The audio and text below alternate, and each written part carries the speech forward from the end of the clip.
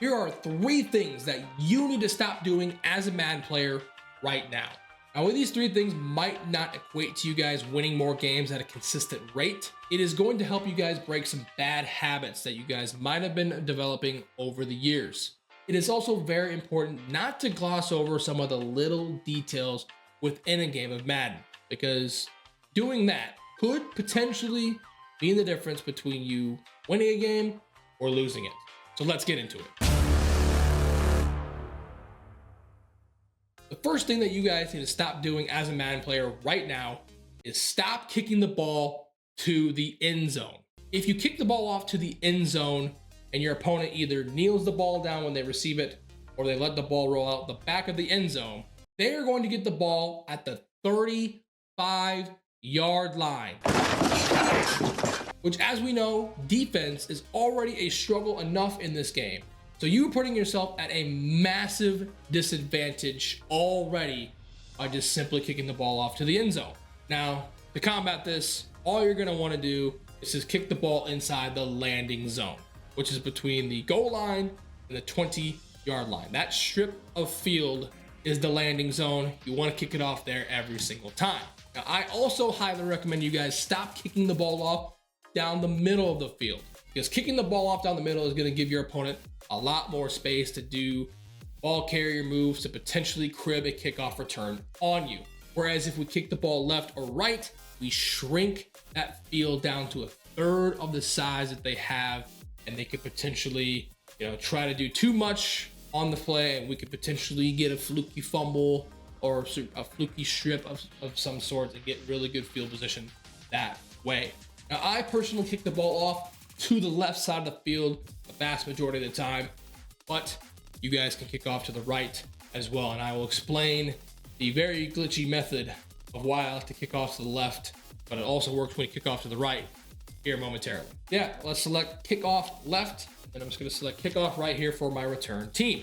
Now we have the multimeter here. It is super simple to kick the ball off into the landing zone in this game. As you can see on the right, the placement little menu is there. You can just keep this on placement and just literally aim the ball left or right, depending on which way you're kicking. And you can kick this at max kick power, just like that. And boom, the ball lands inside the landing zone. That went all the way down to about the 6-yard line. It's that easy. It's really that easy, boys. So aim the meter to the left. Watch out for the meter. You don't want it to do this. You don't want that to happen. If you have the kick power meter too high like that, and that little sudden drop happens in the kick power, your ball is going to go out of bounds. So you have to be careful of not doing that. You have to pay attention right here. Once again, release it towards the very top, but you don't want to go all the way. Otherwise, the ball is going to go out of bounds, and there you can see it lands inside the landing zone. Now, we are going to make this even glitchier for you guys. This works either way, left or right. It does not work down the middle of the field. So let's select kickoff left here once again. We're going to deep kick this kick, and you're going to see that it's going to land basically at the 1-yard line on a consistent basis. Return right, we're going to hit the deep kick placement on our placement little menu there. We're going to aim the ball to the left. We're going to wait till the little meter there in the middle gets to the middle for accuracy, so right there. And then you're gonna wait and release it when the power gets to the top of the triangle. There you can see, now we have wind here in practice mode, so that is a factor. There you can see the ball lands further down the field compared to when I had it on placement. Now, if you have a dome stadium, this works a lot better. The ball is gonna be placed basically at the 1-yard line, and your opponent is gonna have to make a decision. Are they gonna have to have the ball land in the landing zone? And if that happens, and the ball goes out the end zone, they get the ball at the 20-yard line. A huge difference, 15-yard difference right there. So once again, deep kick, aim left, wait till the little meter gets to the middle for accuracy, release it when the power gets to the top of the little triangle there, not all the way, otherwise it's gonna go to the back of the end zone. And there you can see, Odell Beckham just was doing OBJ things there. The ball is landing further down the field compared to when we placed it on this placement. So once again, aim left, deep kick, wait for the meter to get towards the middle, release at the top of that triangle right there.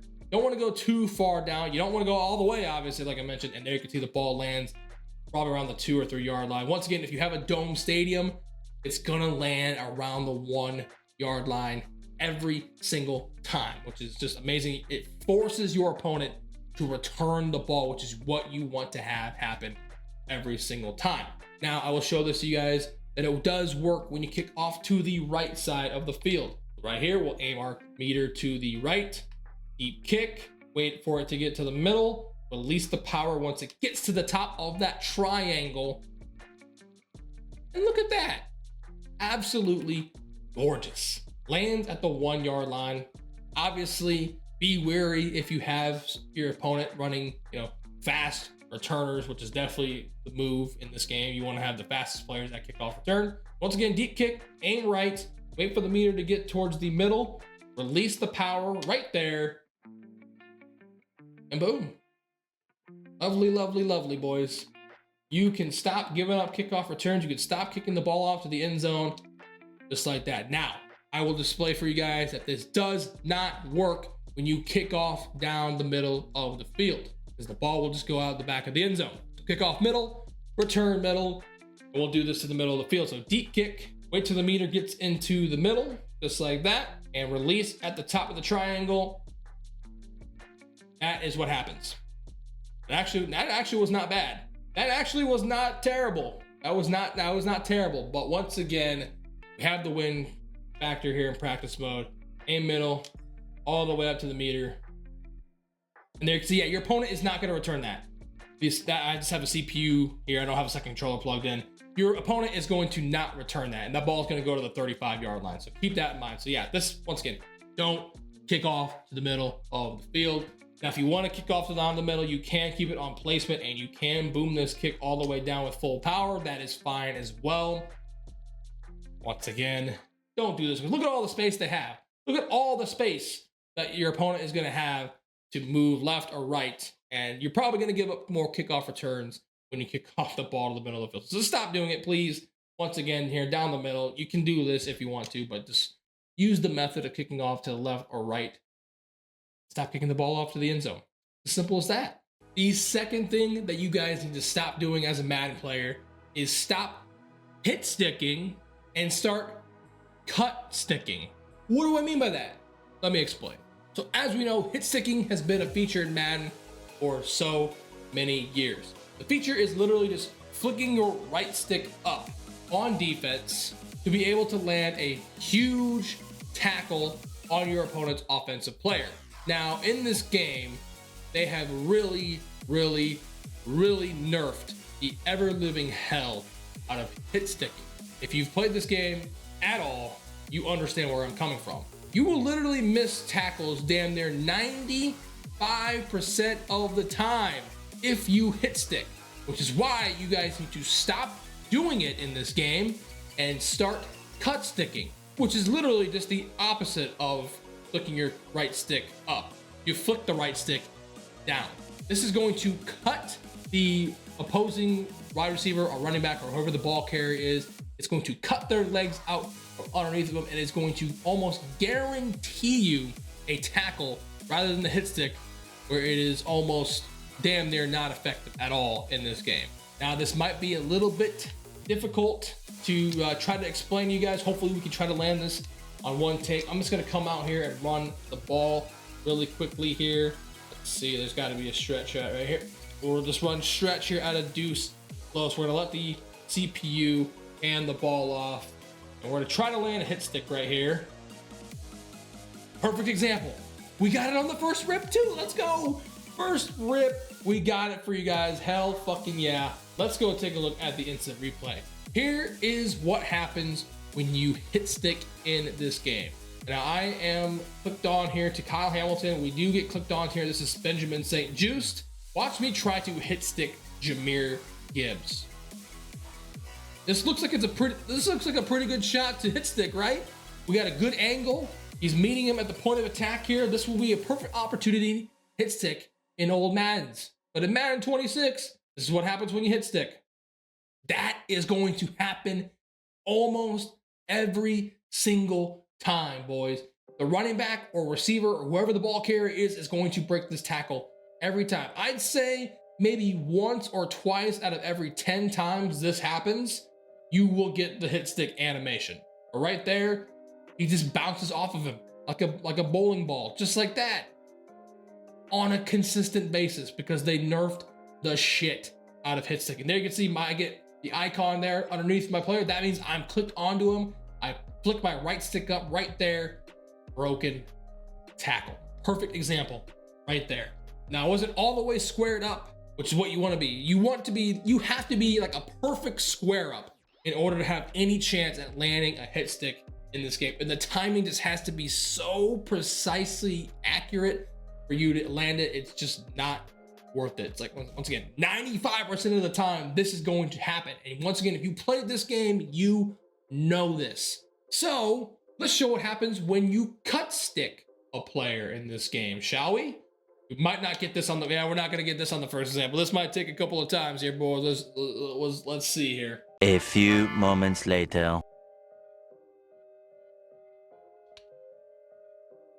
There it is, boys. That is the example that I am talking about with the cut stick right there. Let's take a look at the replay.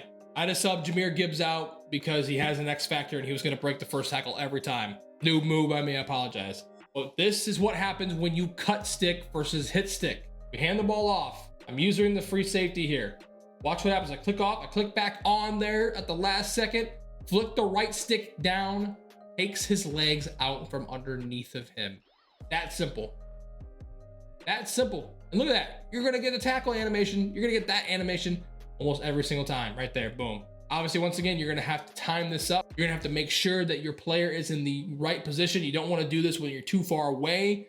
You don't want to do this when you're super close up, because then they could potentially break the tackle. But you got to get the positioning down, the timing down at the right place in order for that to happen. I'm gonna try to get it here one more time for you guys.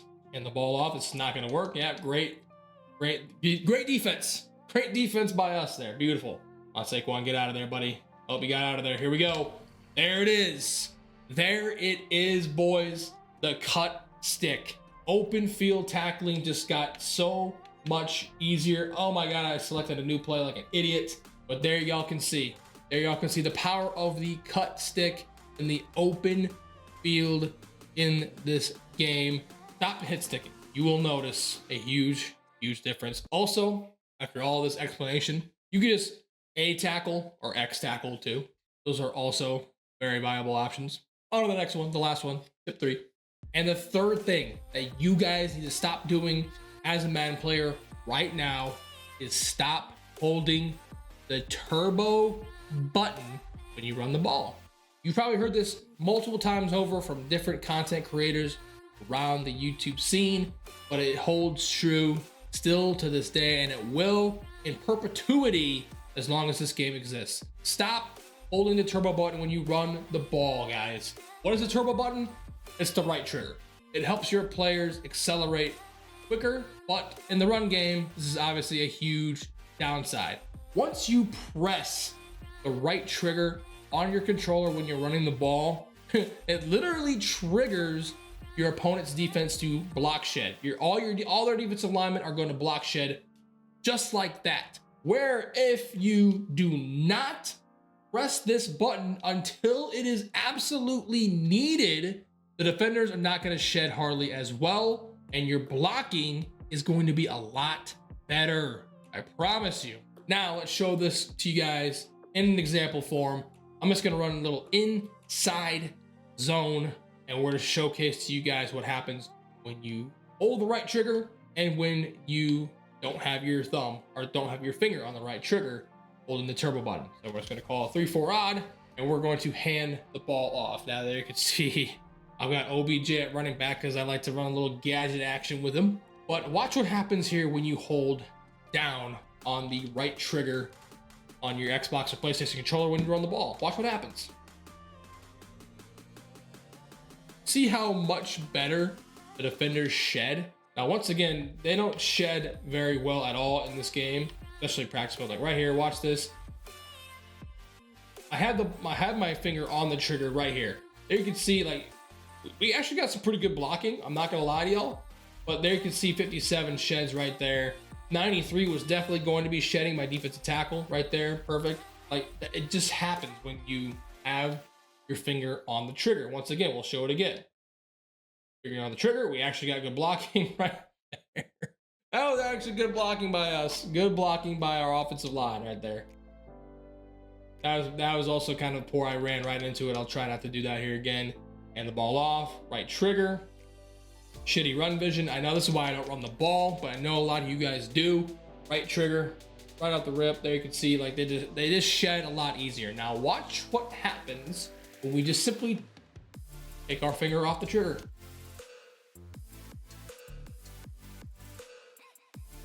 You see the better downfield blocking? You see the blocks actually develop because of this? That time I pressed the right trigger when I absolutely needed to. Jonathan Allen's him. He just shed me right there. Bad run vision again, I apologize. Like, look at that. Look at that hole. And we're out of there. We just cribbed an inside zone in Madden 26 when the run game sucks. Once again, no finger on trigger. When we get to that open space, that's when we put our finger on the trigger once again.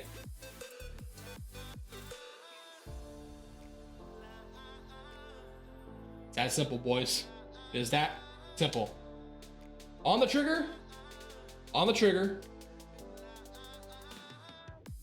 add run vision, off the trigger. Blocks just develop way better. Your offensive linemen don't get shedded as easily. Wait. Then you press the turbo button, the right trigger, and you're potentially out of there. You're potentially out of there, boys. And once again, any defensive lineman could probably shed you on any given play. Let's just keep it a buck. This is way better in game versus practice mode. It's way worse when you hold your trigger down in game versus in practice mode. This has actually not been terrible in practice mode. Like right here, I'm holding the trigger down. Like right there, we just gripped it with the trigger down. I'm telling you guys, this is way more difficult to actually do that in game versus in practice mode. But once again, OBJ, I've got him like all the way up to like 94 speed, so he's faster than everyone on my field. To say you have a player who has like 90 speed versus players out there that have similar speed, this is not going to happen on a consistent basis. It's just not. Once again, I have OBJ at running back, so keep that in mind. I think the point I made is clear. Use this right here when you absolutely need to. And don't use it right away, because you will see in a game, the sheds will be crazier, linebackers will flow to the ball way easier, and your receivers aren't going to be able to set up blocks very well, because the defenders are just going to be playing the run way better, because hey, you literally triggered them to play the run, versus when you don't, you see the results in the end game. What can happen? You can hit your head on the goalpost on an inside zone in this game, even though the run game sucks ass. There it is, boys. 3 things you should stop doing in this game right now. I really hope this helped you guys out in a big way. Thank you guys so much for tuning in. We will see you in the next one. I'm out. Peace. Hey, before you go, did you like what you saw in the video? If you did, consider leaving a thumbs up. I would greatly appreciate it. And if you really like what you saw, consider subscribing to the channel and hit that bell icon to be notified each and every single time a video goes live here on the channel. Here's a couple other videos on my channel that you might like. Thanks for tuning in.